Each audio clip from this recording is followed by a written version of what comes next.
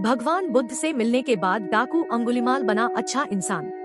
मगध देश के जंगलों में एक खूंखार डाकू का राज हुआ करता था। वह डाकू जितने भी लोगों की हत्या करता था, उनकी एक एक उंगली काटकर माला की तरह गले में पहन लेता।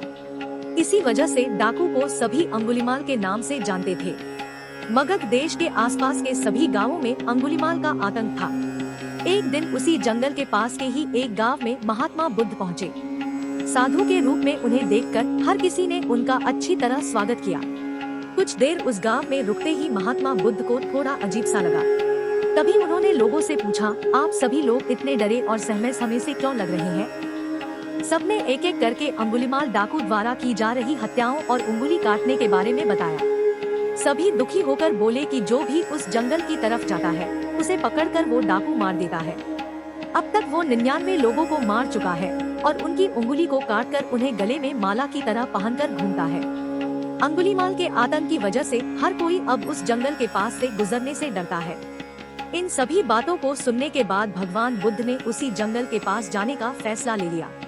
जैसे ही भगवान बुद्ध जंगल की ओर जाने लगे, तो लोगों ने कहा कि वहाँ जाना खतरनाक हो सकता है। वो डाकू किसी को भी नहीं छोड़ता। आप बिना जंगल गए ही हमें किसी तरह से उस डाकू से छुटकारा दिला दीजिए। भगवान बुद्ध सारी बातें सुनने के बाद भी जंगल की ओर बढ़ते रहे। कुछ ही देर में बुद्ध भगवान जंगल पहुंच गए। जंगल में महात्मा के भेष में एक अकेले व्यक्ति को देखकर अंगुलिमाल को बड़ी हैरानी हुई। उसने सोचा कि इस जंगल में लोग आने से पहले कई बार सोचते हैं, आ भी जाते हैं तो अकेले नहीं आते और डरे हुए होते हैं। ये महात्मा तो बिना किसी डर के अकेले ही जंगल में घूम रहा है। अंगुलिमाल के मन में हुआ कि अभी इसे भी खत्म करके इसकी उंगली काट लेता हूँ। तभी अंगुलिमाल ने कहा, अरे आगे की ओर बढ़ते हुए कहाँ जा रहा है? ठहर भी जा। अब भगवान बुद्ध ने उसकी बातों को अनसुना कर दिया।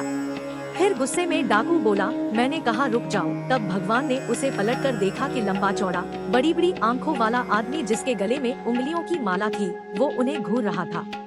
उसकी तरफ देखने के बाद बुद्ध दोबारा से चलने लगे। गुस्से में तमतमाते हुए अंगुलिमाल डाकू उनके पीछे अपनी तलवार लेकर दौड़ने लगा। डाकू जितना भी दौड़ता, लेकिन उन्हें पकड़ नहीं पाता। दौड़ दौड़ कर वो थक गया। उसने दोबारा कहा, रुक जाओ वरना मैं तुम्हें मार दूंगा और तुम्हारी उंगली काटकर मैं 100 लोगों को मारने की अपनी प्रतिज्ञा पूरी कर लूंगा।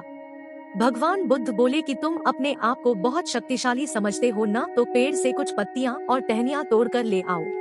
अंगुलिमाल ने उनका साहस देखकर सोचा कि जैसा ये कह रहा है कर ही लेता हूँ। वो थोड़ी देर में पत्तियां और टहनियां तोड़कर ले आया और कहा, ले आया मैं इन्हें। फिर बुद्ध जी कहने लगे, अब इन्हें दोबारा पेड़ से जोड़ दे। यह सुनकर अंगुलिमाल बोला, तुम कैसे महात्मा हो, तुम्हें नहीं पता कि तोड़ी हुई चीज को दोबारा नहीं जोड़ सकते हैं। भगवान बुद्ध ने कहा कि मैं यही तो तुम्हें समझाना चाहता हूँ कि जब तुम्हारे पास किसी चीज को जोड़ने की ताकत नहीं है, तो तुम्हें किसी वस्तु को तोड़ने का अधिकार भी नहीं है। किसी को जीवन देने की क्षमता नहीं, तो मारने का हक भी नहीं। यह सब सुनकर अंगुलिमाल के हाथों से हथियार छूट गया। भगवान आगे बोले, तू मुझे रुक जा कह रहा था, मैं तो कब से स्थिर हूँ। वो तू ही है जो स्थिर नहीं है। अंगुलिमाल बोला, मैं तो एक जगह पर खड़ा हूँ, तो कैसे अस्थिर हुआ और आप तब से चल रहे हैं? बुद्ध भगवान बोले, मैं लोगों को क्षमा करके स्थिर हूँ और तू हर किसी के पीछे उसकी हत्या करते हुए भागने की वजह से अस्थिर है। यह सब कुछ सुनकर अंगुलिमाल डाकू की आंखें खुल गई और उसने कहा, आज के बाद से मैं कोई अधर्म वाला कार्य नहीं करूँगा। रोते हुए अंगुलिमाल डाकू भगवान बुद्ध के चरणों पर गिर गया। उसी दिन अंगुलिमाल ने बुराई का रास्ता छोड़ा और वो बहुत बड़ा सन्यासी बन गया।